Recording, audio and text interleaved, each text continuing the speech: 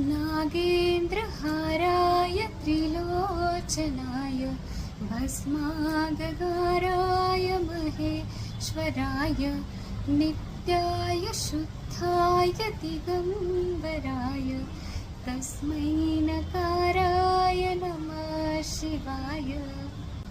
आज मी तुम्हाला सांगणार आहे शिव पंचाक्षर स्तोत्र याबद्दल आणि ते गर्भसंस्कारमध्ये कसं इफेक्टिव्ह आहे। प्रेग्नन्सीमध्ये का म्हणायचं तर पहिलं हे काय करतं, आईचं माइंड काम करतं आणि कॉन्सन्ट्रेशन वाढवतं।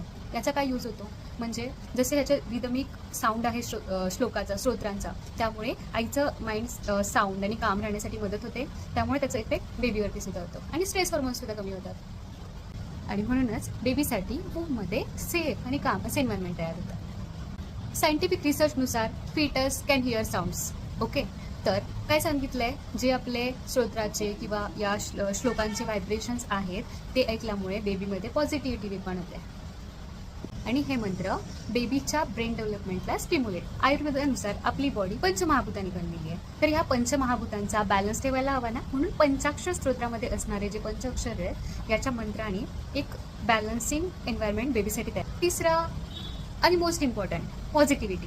जेव्हा एखादी स्त्री गर्भवती आहे तर काय असतं मेन मोटिव्ह, किती पॉझिटिव्ह राहिली पाहिजे नेहमी, आणि हे जे मंत्र असतात स्तोत्र असतात यांनी नॅचरली एक पॉझिटिव्ह ऑरा गर्भवती स्त्रीच्या अराउंड तयार होतो।